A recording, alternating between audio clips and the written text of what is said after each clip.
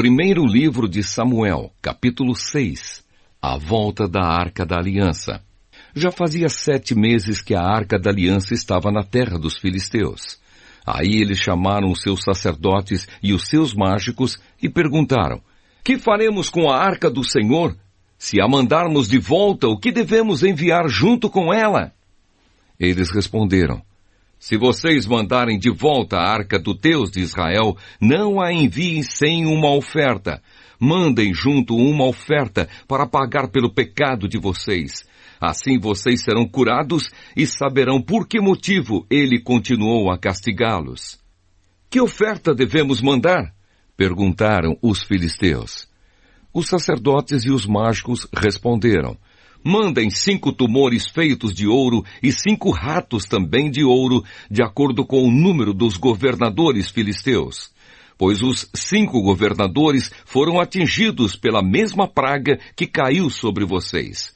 Façam imitações dos tumores e dos ratos que estão destruindo a nossa terra e deem como presente em homenagem ao Deus de Israel.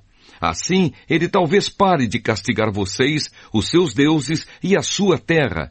Por que razão vocês seriam tão teimosos quanto o rei do Egito e os egípcios? Não esqueçam que Deus zombou deles até que eles deixaram os israelitas saírem do Egito. Façam o seguinte: arranjem 2 vacas que ainda não puxaram carroça e amarrem as 2 a uma carroça nova. Depois toquem os bezerros delas para o curral. Então peguem a arca do Senhor Deus e a coloquem na carroça. Ponham também numa caixa ao lado da arca as imitações de ouro que vocês vão mandar ao Deus de Israel como ofertas para pagamento pelos seus pecados. Aí toquem as vacas para frente e deixem que elas vão para onde quiserem. E prestem atenção.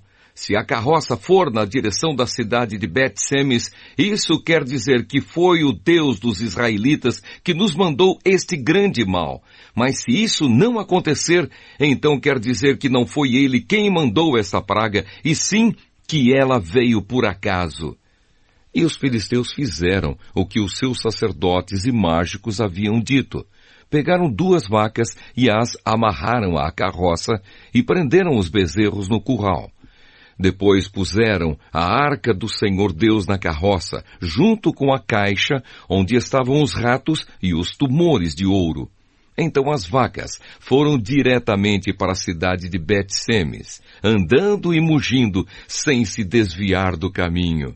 E os 5 governadores filisteus a seguiram até a divisa de Bet-Semes. O povo de Bet-Semes estava colhendo trigo no vale. De repente, eles olharam e viram a Arca da Aliança e ficaram muito alegres. A carroça puxada pelas vacas chegou até a plantação de Josué de Bet-Semes e parou perto de uma grande pedra. Então os moradores dali cortaram em pedaços a carroça de madeira, mataram as vacas e as queimaram em sacrifício a Deus o Senhor. Os levitas pegaram a arca do Senhor e a caixa com as imitações de ouro e puseram em cima da grande pedra. Naquele dia o povo de Bet-Semes apresentou ao Senhor ofertas que foram completamente queimadas e também sacrifícios de animais. Os 5 governadores filisteus viram isso e no mesmo dia voltaram para Ecrom. Os filisteus mandaram a Deus, o Senhor, os 5 tumores de ouro como oferta em pagamento pelos seus pecados, 1 por cidade: Asdod, Gaza, Asquelon, Gate e Ecrom. Mandaram também 5 ratos de ouro, de acordo com o número das cidades governadas pelos 5 governadores filisteus, isto é, as 5 cidades protegidas por muralhas e os povoados que ficavam ao seu redor. Na plantação de Josué, que era natural de Bet-Semes, a arca de Deus foi colocada em cima de uma grande pedra, e essa pedra ainda está ali como prova do que aconteceu. 70 homens de Bet-Semes olharam para dentro da Arca da Aliança, e por isso o Senhor os matou. E o povo chorou por causa dessa grande matança que Deus fez entre eles. a arca na cidade de Jearim.